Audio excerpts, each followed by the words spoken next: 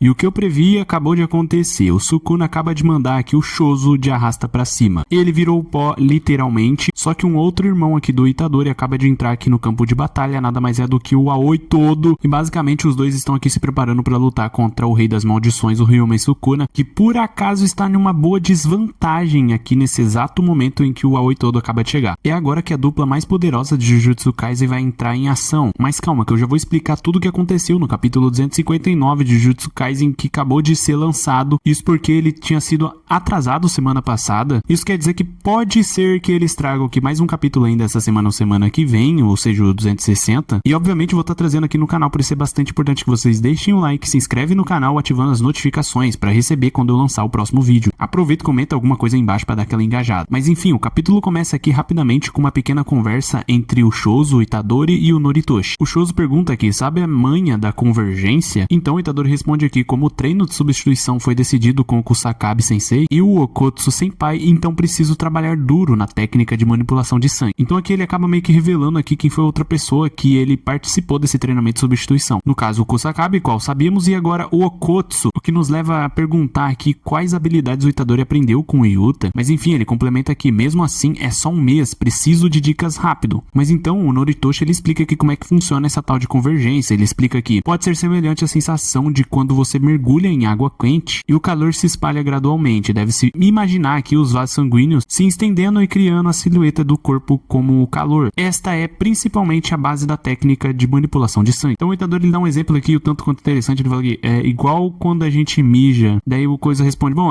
serve também. A convergência é uma técnica que comprime o sangue, por isso é uma boa ideia desenvolver a sensação de segurar objetos grandes nas mãos, controlando esponjas e papel de uma só vez. Latas de alumínio, argila também são boas opções. Mas não, acho que é melhor aqui pro Itadori ele ter uma noção básica de como tancar sangramentos e fazer suturas, afinal a técnica de manipulação de sangue será apenas um paliativo para ele. Então é retornado aqui pra luta mostrando o Sukuna utilizando o Fuga dele somente após passar pela preparação dos alimentos, como destrinchar e filetar, é que a porta do fogão se abrirá. As chamas do fogão não têm velocidade em contraste a seu poder de fogo, além de uma área de efeito limitada. Para resolver esses problemas, Sukuna impôs a si mesmo um voto. A execução do fogão é proibida no caso de muitos contra mim, exceto dentro de uma expansão de domínio. Devido a esse voto, todas as substâncias que foram transformadas em poeira pela manipulação de técnica amaldiçoada do domínio, Santuário Malevolente, adquirem uma energia amaldiçoada explosivas iguais à do fogão. Além disso, Sukuna alterou aqui temporariamente as especificações da barreira, restringindo aqui a entrada e saída de seres vivos, mantendo a área de efeito do Santuário Malevolente selada hermeticamente sem reduzir sua liberação de energia amaldiçoada. Inclusive aqui no momento em que o Sukuna lança o Fuga, a própria Uraumi fala que a vitória é nossa. O Hakari, bom, dá aquela olhadinha meio debochada. E é continuada aqui a explicação. A poeira que foi transformada em nuvem explosiva termobárica se alastra para todos os cantos do domínio. Devido ao calor do fogão, uma onda de choque de alta temperatura com uma transição instantânea e explosiva combinada com descompressão e supercompressão leva à morte de todos os seres vivos dentro do domínio. Esta é a técnica secreta final de Ryumei Sukuna, que aniquilou Mahoraga com um golpe em Shibuya. Em sua luta contra o Satoru Gojo, devido a várias mudanças que foram feitas nas configurações da técnica de barreira e também as constantes reduções na área de efeito, ele havia selado aqui o fogão para não conseguir manifestar todo o seu poder, ou seja, ele não conseguiu utilizar todo o seu poder contra o Satoru Gojo. Inclusive é esse tal de todo o seu poder do Ryumei Sukuna, a qual a Uraumi ela se referia nos capítulos passados, eu nem lembro qual que era, se era 254, se eu não me engano. Porém o Yuji, que estava prestes a tomar essa flechada diretamente na cara, teve uma grande surpresa ao ver que o Choso na verdade entrou na frente de todo esse ataque, e utilizando a manipulação de sangue dele, ele conseguiu meio que proteger, criando um domo em volta do Itadori, o mesmo que implorou para ele não fazer isso, porém já estava feito. Então começa a despedida entre os dois enquanto ele vira pó. Não pôde deixar de ser um inútil nos treinos, tudo por ser alguém sentimental, mas então o Itadori interrompe. Sentimental, você diz, é meio exagerado, não acha? Então meio que os dois vão para aquele estado mental em que o Choso consegue ver os seus irmãos, né, e a mesma coisa acontece com o Itadori, já que eles também são irmãos. irmão. Yuji, você foi capaz de aprender a técnica amaldiçoada reversa muito rápido. Então ele fala aqui, Sukuna usou a técnica amaldiçoada reversa no meu corpo, não é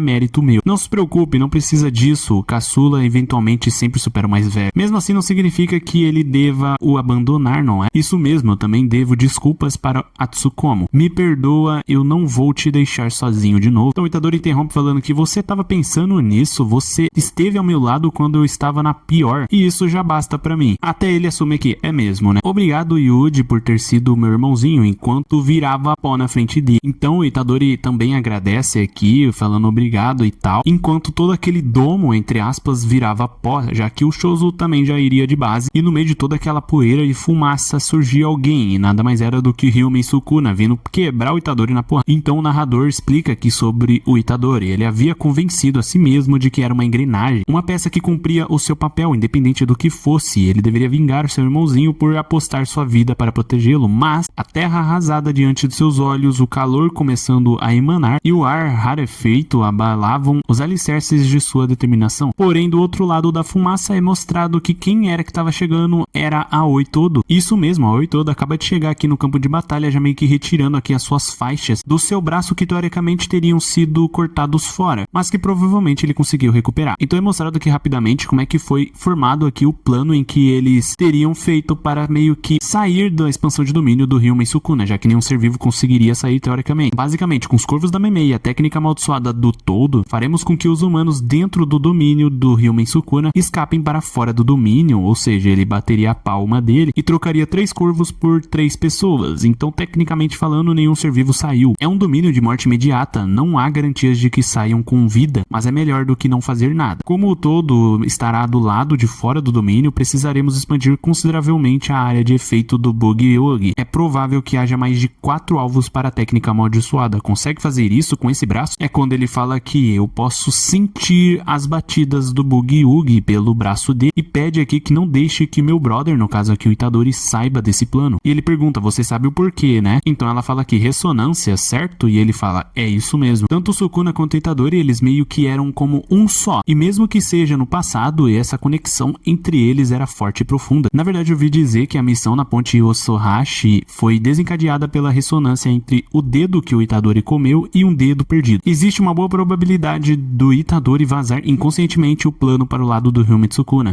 Por isso, e peço que envie uma mensagem avisando para executarem o plano do Okotsu bem antes desse. Só que então é explicado aqui, o plano com a Mei era acompanhado de Okotsu Yuta para ajustar a técnica amaldiçoada, mesmo o próprio Todo não sabia da segurança de seus aliados. Então, o Itadori e o Chozo, que estavam no centro do domínio, não puderam ser capturados por ele, ou seja, trocados ali pelos corvos. Agora não havia mais tempo para informar tudo isso ao Itadori, até porque então ele, ao lado do Itadori, vira aqui e fala, sinto muito, brother, mas, e grita que simplesmente talvez esteja tudo bem, tipo, um talvez. E completa aqui, sabe por que talvez esteja tudo bem? Por acreditar, agora só nos resta acreditar. E então os dois se preparam aqui para enfrentar o Ryumen Sukuna, enquanto o narrador explica, até porque, agora após a expansão de domínio do Ryumen Sukuna, ele está em um estado onde é difícil usar sua técnica amaldiçoada, ou seja, o Sukuna está bem nerfado nesse exato momento e está contra aqui uma dupla o tanto quanto poderosa. O caminho da vitória é conectado por seus irmãos. Não teremos capítulo semana que vem, retornamos dia 26 de maio, ou seja, ficaremos aqui bastante dias,